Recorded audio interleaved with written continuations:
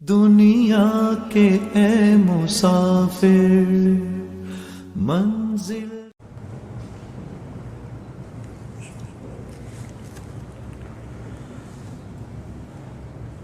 إن الحمد لله والصلاة والسلام على رسول الله أما بعد اللهم صل على محمد وبارك وسلم أعوذ بالله السميع العليم من الشيطان الرجيم من همزه ونفثه ونفثه بسم الله الرحمن الرحيم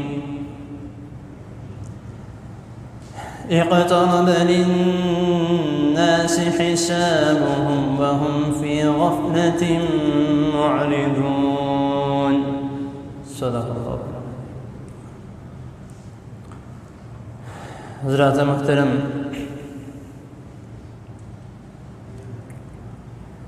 ہمارا معاشرہ بد سے بدتر ہوتا جا رہا ہے. آج کل کی نیو جنریشن وہ سب کچھ بھول چکی ہے اور نہ ان کو کوئی یہ باتیں بتانے والا ہے کہ یہ دین ہم تک کس طرح پہنچا ہے، کتنی قربانیاں دے کر، کتنی تکلیفیں سہ کر. یہ حال ہوتا تھا کہ جو اللہ اکبر اللہ کا نام لیتا تھا اس کو جلتے ہوئے کوئلوں پر لٹا دیا کرتے تھے، ان کے سینوں پر پتھر رکھ دیا کرتے تھے، ان کو پتھر مارے جاتے تھے، اتنا لہو لہان کر دیا جاتا تھا کہ جس کی کوئی حد نہیں. لیکن اگر یہ باتیں آج کل کے بچوں کو بتائی جائیں تو وہ سب سے پہلے یہ سوال کرتے ہیں کہ ہم نے ان کا کیا کرنا ہے، ہمارے پاس تو سب کچھ موجود ہے، ہم جو چاہیں کر سکتے ہیں، ہمیں کوئی روکنے والا نہیں ہے. وہ خیر 4 دن کی زندگی ہے، ہنسی خوشی گزارنے دو، کیوں ہمیں ڈراتے رہتے ہو فلاں کام ہوگا، یہ ہوگا، وہ ہوگا. کچھ بھی نہیں ہوگا. اب یہ باتیں ان کے ذہنوں میں، ان کے دلوں میں کون بڑھتا ہے؟ یہ یہود و نصارہ، غیر مسلم، ٹی وی، ڈرامہ، فلمیں، یہ اس طرح کی چیزیں ان کے دماغ میں، ان کے دلوں میں یا ان کی سوچ کو خراب کرنے میں کام آتی ہیں. یا وہ استاد جو دین سے بہت دور ہیں، وہ صرف یہ کہتے ہیں کہ ایک بچہ صرف اور صرف اگر اس کو پڑھنا چاہیے تو وہ دنیاوی تعلیم پڑھے، ڈگری حاصل کرے، دین کی ضرورت نہیں ہے. تو اسی وجہ سے ہمارا جو معاشرہ ہے وہ بربادی کی طرف جاتا جا رہا ہے. آپ دیکھ لیں، آج کوئی بھی گھر میں ایسا نہیں ہے جو چین کی نیند سو رہا ہو. کبھی کوئی پریشانی، کبھی کوئی مشکل، کبھی کوئی تکلیف، کبھی کوئی دکھ، ہر ٹائم بس یہی دماغ میں چلتا رہتا ہے کہ میرے ساتھ اس طرح کیوں ہو رہا ہے، میرے سر میں درد ہو رہی ہے، میری طبیعت خراب ہو رہی ہے، اس طرح کیوں ہو رہا ہے. لیکن ہمارے ساتھ ہوتا اس طرح ہے کہ ہماری طبیعت خراب ہو رہی ہے تو ہم دوائی کی جگہ موبائل استعمال کرتے ہیں. امی نے کہا ہے کہ جا کر تھوڑی دیر لیٹ جاؤ، طبیعت تھوڑی سنبھل جائے گی. ہم جا کر چارپائی پہ بیڈ پر لیٹ تو جاتے ہیں، لیکن لیٹنے کے بعد بھی ہم موبائل استعمال کرتے ہیں. تو دوائی کے طور پہ ہماری وہ جو موبائل ہے وہ استعمال کیا جا رہا ہے. اس موبائل میں ہمیں دیکھنا کیا ہے؟ یا تو ہو نہیں کہ بیمار ہیں، طبیعت نہیں ٹھیک، تو نکال کے موبائل میں قرآن مجید کی تلاوت کر رہے ہو، چلو اسی سے ہمیں شفا مل جائے گی. اس موبائل میں ہم نے دیکھنا کیا ہے؟ فیس بک دیکھنا ہے، یوٹیوب دیکھنا ہے، انسٹاگرام دیکھنا ہے، اور یہ ساری چیزیں جب ہم دیکھتے رہیں گے تو ظاہر سی بات ہے ہمارے دل میں، ہمارے دماغ میں وہی چیزیں پڑی رہیں گی، ہم اس کے علاوہ اور کچھ سمجھ نہیں سکتے۔ اب جو میں نے آپ کے سامنے ابھی آیت کریمہ تلاوت کی ہے، 17واں سپارہ کے شروع کی آیت ہے، سورۃ انبیاء آیت نمبر 1، اقترب للناس حسابهم وهم فی غفلۃ معرضون۔ کیا لوگوں تمہارے حساب کے دن قریب آتے جا رہے ہیں، وهم فی غفلۃ معرضون، اور تم ابھی تک غفلت میں پڑے ہوئے ہو، غفلت میں ڈوبے ہوئے ہو۔ اب یہ غفلت ہماری کیا ہے؟ صرف اور صرف یہ ہے کہ ہم نے دین کو سمجھنا نہیں، دین کے بارے میں ہمیں کچھ پتہ بھی نہیں ہے اور ہم نے سمجھنے کی کوشش بھی نہیں کرنی۔ ظاہر سی بات ہے جب یہ پتہ لگ جائے گا کہ یہ بات نہیں کرنی، یہ کام نہیں کرنا، تو اس پر عمل کرنا پڑے گا۔ لیکن دکھ والی بات یہ ہے جن کو پتہ ہے وہ اس پر عمل نہیں کر رہے۔ ہم مسلمان تو ہیں لیکن نام کے مسلمان ہیں، مسلمان ہونے کا ہم فرض ادا نہیں کر رہے۔ اللہ تعالیٰ قرآن جن میں فرماتے ہیں نؤمن ببعض ونکفر ببعض، کہ بعض آیتوں پر یا بعض باتوں پر، بعض واقعات پر، بعض احکامات پر عمل کرتے ہیں، ان پر ایمان لاتے ہیں یا ان کو مانتے ہیں، ونکفر ببعض، اور بعض آیتوں پر، بعض واقعات پر، بعض احکامات پر انکار کر دیتے ہیں یا مانتے نہیں ہیں۔ ہمارا یہ حال ہو رہا ہے، اور کچھ باتیں تو ایسی ہیں جن کے بارے میں ہمیں پتہ بھی ہے کہ یہ کام کرنا ٹھیک نہیں ہے، گناہ ہے، نہ قرآن حدیث سے ثابت ہے، نہ کسی اور صحابی سے ثابت ہے، نہ رسول اللہ صلی اللہ علیہ وسلم نے اپنی زندگی میں ہمیں کر کے دکھایا، تو ہم پھر بھی کہتے ہیں کوئی نہیں یار، تھوڑی بہت خوشی کے موقع ہوتے ہیں تو ہمیں ہنسی خوشی گزار لینے چاہیے۔ تو یہ ہنسی خوشی یہ ہم سب کو بگاڑ رہی ہے، ہم سب کو برباد کر رہی ہے۔ ان میں سے سب سے جو مین بات ہے اور سب سے جو ضروری بات میں سمجھتا ہوں سمجھانے والی، وہ یہ ہے کہ ایک دوسرے کی سالگرہ کی دعوت دینا، ایک دوسرے کو سالگرہ پر مبارکباد دینا، اور ایک دوسرے کی سالگرہ پر ان کو تحفے وغیرہ گفٹ کرنا، یہ سب سے جو پاپولر جو آج کل چل رہا ہے وہ یہ ہے۔ اگر ہم کسی کو کہتے ہیں کہ بھائی سالگرہ منانے کے بارے میں کہیں پہ آپ کو ملا ہو یا کوئی کسی صحابی نے منائی ہو، یا رسول اللہ صلی اللہ علیہ وسلم کی 63 سالہ زندگی تھی، رسول اللہ صلی اللہ علیہ وسلم اپنے حیات مبارکہ میں کبھی اپنی سالگرہ منائی ہو، وہ چپ ہو جاتے ہیں، کہتے ہیں یار کیا پوچھ رہے ہو، کون سی باتیں کر رہے ہو، کوئی 4 دن کی تو زندگی ہے، آرام سکون سے گزر جائے گی، خوشی کے موقع ہوتے ہیں ہمیں گزارنے دو۔ یہی خوشی کے موقع قیامت والے دن ہمارے لیے جہنم کا ایندھن بنیں گے، کیونکہ ہم صرف اور صرف یہ کہہ رہے ہیں کہ کوئی بات نہیں، چھوٹا سا عمل ہے، چھوٹا سا کام ہے، کوئی بات نہیں۔ اور آج کل جو ایک بہت ہی زیادہ ٹرینڈ بن چکا ہے اس سیلیبریٹ کے موقع پر، کہ کسی کے گھر تو جاتے نہیں ہیں، موبائل کا دور ہے، ایک دوسرے کو موبائلوں پر ہی جو وشز کیا جاتا ہے، ایک دوسرے کو موبائلوں پر ہی مبارکباد دی جاتی ہے کہ جنم دن مبارک ہو، سالگرہ مبارک ہو، ہیپی برتھ ڈے۔ تو زیادہ تر یہی آج کل جو ٹرینڈ چل رہا ہے، اور ساتھ پھر نیچے دعائیں لکھ کے دیتے ہیں کہ اللہ آپ کو لمبی زندگی دے، اللہ آپ کو فلاں کرے، یہ کرے، ساری یعنی کہ دعائیں لکھ کے بھیج دیتے ہیں۔ اب ہم اس سے کہتے بھائی یہ کام کرنا گناہ ہے، کسی حدیث سے ثابت نہیں ہے، کہتا بھائی میں کون سا سالگرہ منا رہا ہوں، میں تو دعائیں دے رہا ہوں اسے۔ بھائی اس سے پوچھا جائے کہ سارا سال دعاؤں کے لیے نہیں ہے، سارے سال اس کو دعائیں دو۔ بعد میں پھر یہ کہتا ہے کہ کوئی نہیں یار، تھوڑے بہت دوست ہیں وہ مجھے کبھی کبھار اس طرح سالگرہ کے موقع پر چلو دعائیں وغیرہ مل جاتی ہیں تو کچھ نہیں ہوتا۔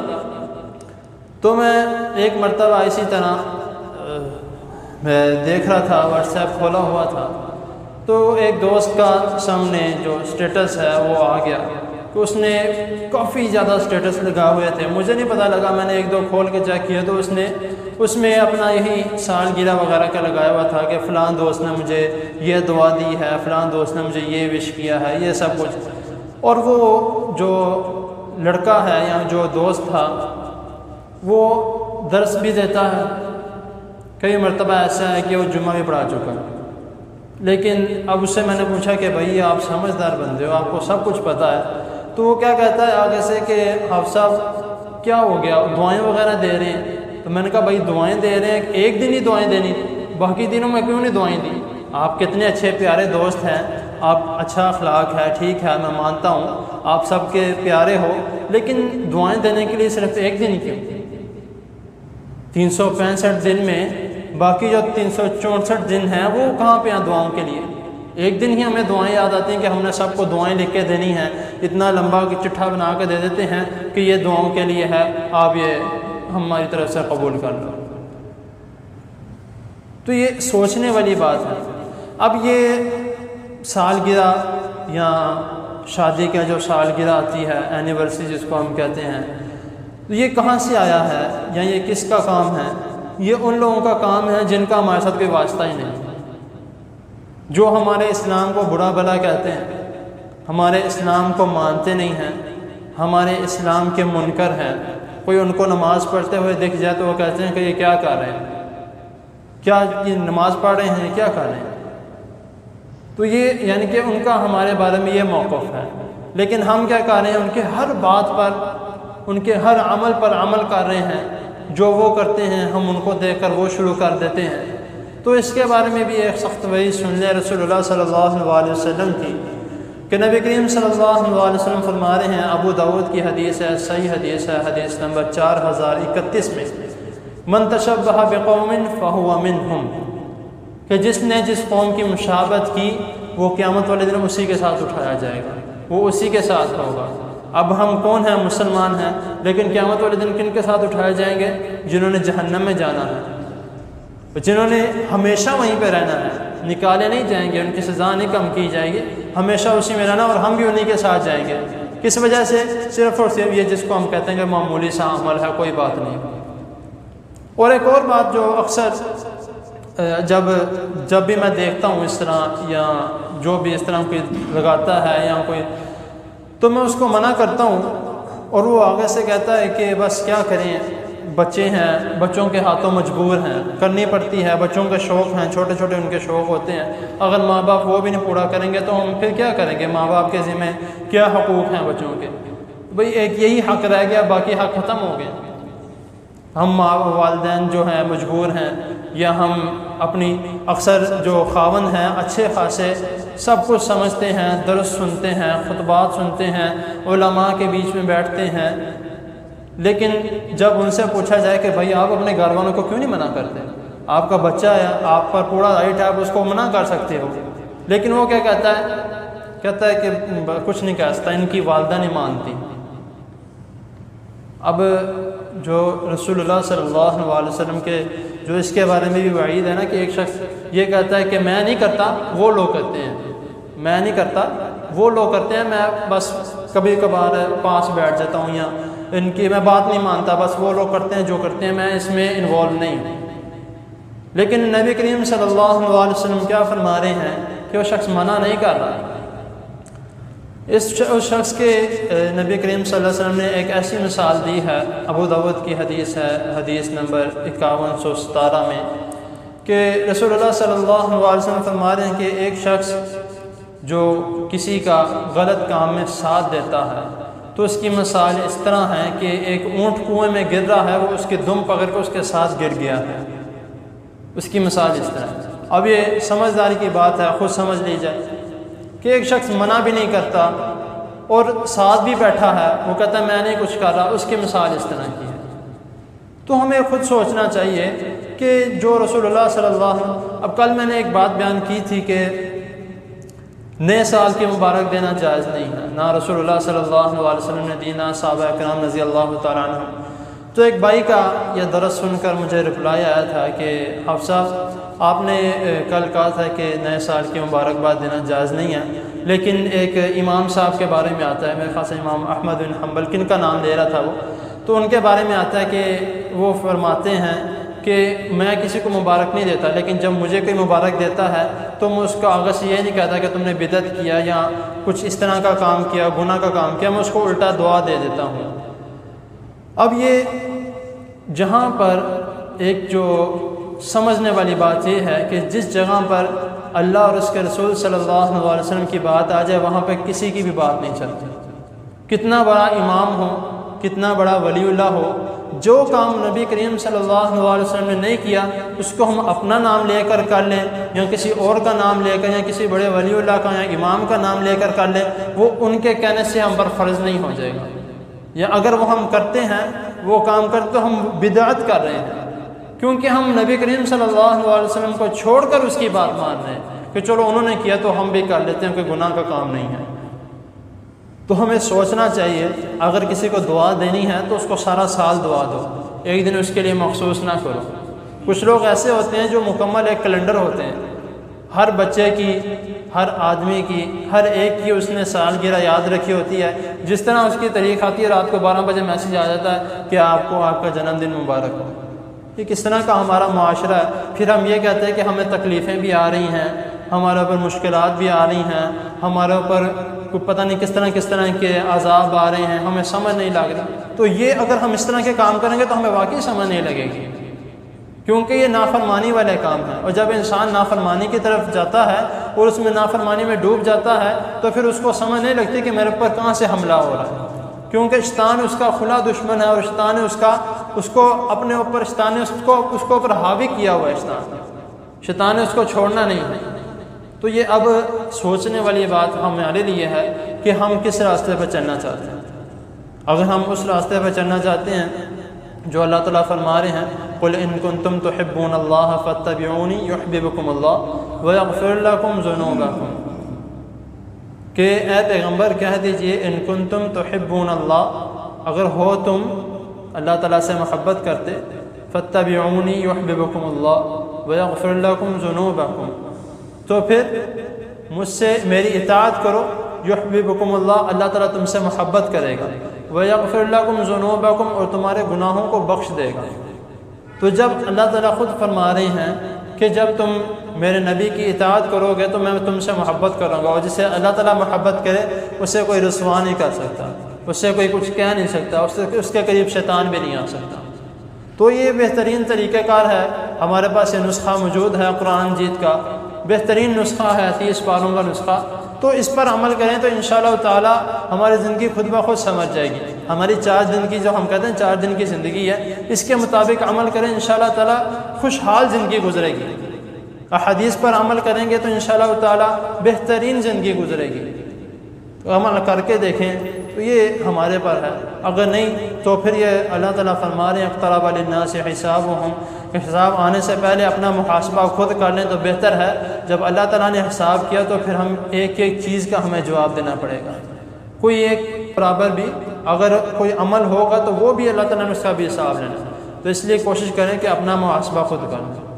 تو اللہ تعالیٰ کے حضور دعا ہے اللہ تعالیٰ ہمیں صحیح دین کو سمجھنے کی، اس پر عمل کرنے کی توفیق عطا فرمائے، اور جس کام سے رسول اللہ صلی اللہ علیہ وسلم نے منع فرمایا اس سے منع ہونے کی توفیق عطا فرمائے، اور جس سے نبی کریم صلی اللہ علیہ وسلم نے جو کام عمل نہیں کیا، جو اللہ تعالیٰ نے نہیں فرمایا، قرآن میں بھی نہیں ہے، حدیث میں بھی نہیں ہے، اس سے بچے۔ اگر ہم وہ عمل کریں گے تو صاف سی بات ہے بدعت ہے، اور بدعت کے لیے جہنم ہے، اس کا اور کوئی ٹھکانہ نہیں۔ اللہ تعالیٰ کے حضور دعا ہے اللہ تعالیٰ ہمیں جو سنا ہے اس کو سمجھنے کی، اس پر عمل کرنے کی توفیق عطا فرمائے، اور بیماروں کے لیے دعا کریں، جتنے بیمار ہیں اللہ تعالیٰ سب بیماروں کو صحت کاملہ عاجلہ عطا فرمائے۔